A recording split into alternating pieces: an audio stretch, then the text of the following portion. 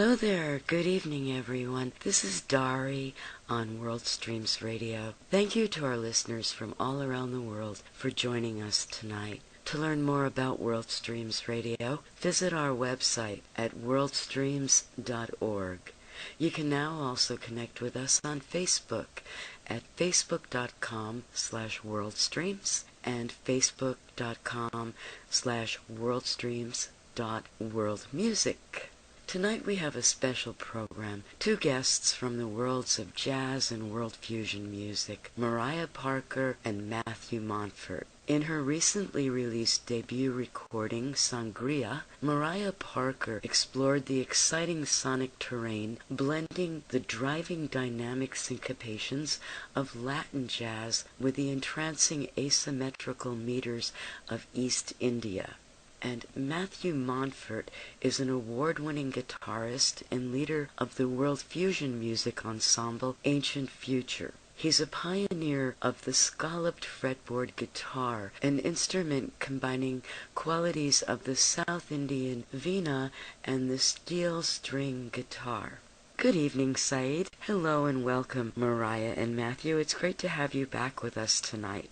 Thank you, Dari. Nice to be here. And very good to be here for me as well. Well, very, very well. Good evening to everybody here. Mariah and Matthew, it's good to have you back. By the way, I'd like to say hello to all our guests from around the world, and I want to thank you for joining us tonight. We've had Matthew in July of 2008 and also Mariah in May of 2009. One of the reasons is that their work crosses paths at many points. Now, my question to you, Matthew and Mariah as well, is how did your work extend into, I'll start with Mariah, how did your work extend into Matthew's world and vice versa also? Oh, right. Well, I might pass that one to Matthew, too, to field first.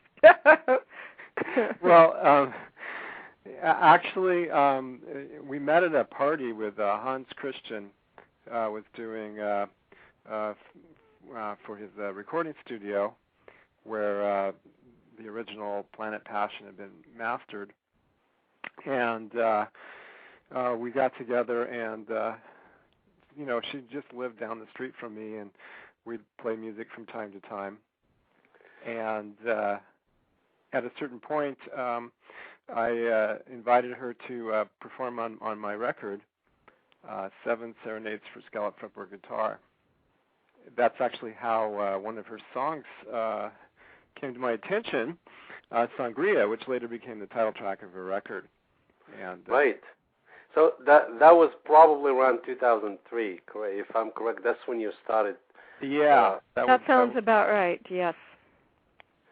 Okay, and your work took off from there, Mariah, and both of you share a passion of Indian music. Was it the triggering point in the musical relationship, or was it very much a different style? Was it jazz? Was it? I think it's actually probably more jazz. Where we have a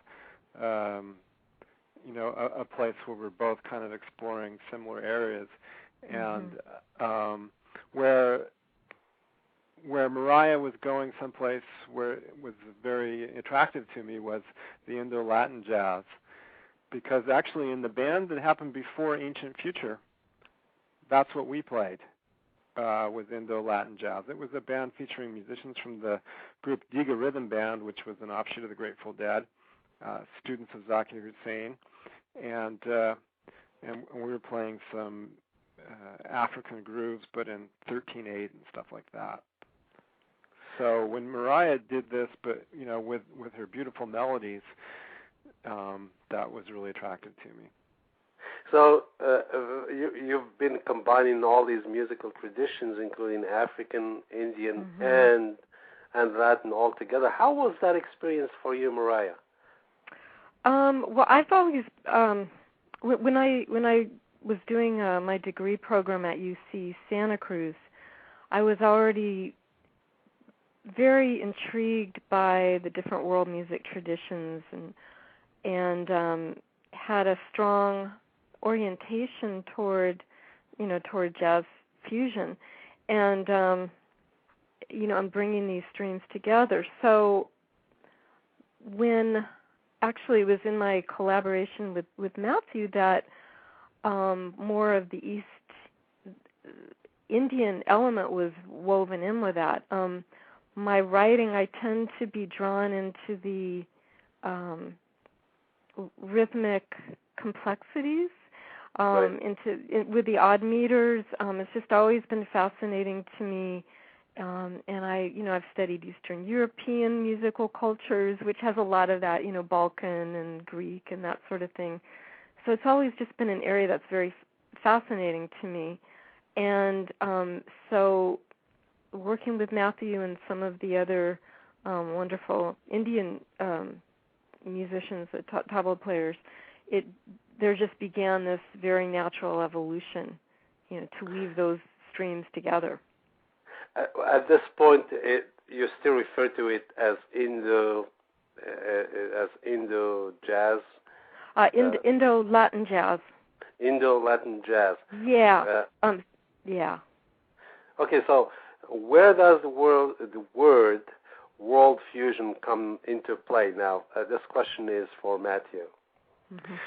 Well, I actually coined that term back in the late 70s when we were starting the group Ancient Future, and it's really an offshoot of the term world music, which was used by Dr. Robert Brown of the Center for World Music, and he used that exclusively for traditional music from different cultures. He's an ethnomusicologist, so that was his bent on it. So since I was studying at the Center for World Music at the time and I wanted to fuse traditions, I came up with WorldFusion music to, differentiate the new music we were creating from the traditional music. And the way I defined it, it's just it's not really a genre as much as it is a process. It's the process of cross-cultural collaboration that actually does create new traditions. And when that happens, it really is more of an organic process. It's very common, like what happened with Mariah's music, becoming Indo-Latin jazz. It wasn't like she actually really set out to do that. It just happened. The one difference with my career is that, I've made this my mission. So the way I work is that I'm constantly studying different traditions and learning from different musicians and doing what I can to explore new territories. But when I actually compose my music, I very rarely, in advance decide I'm going to fuse this and this and this. It's more just I get those models into my brain and my personality and my heart, and then I just let the muse decide what it wants to do.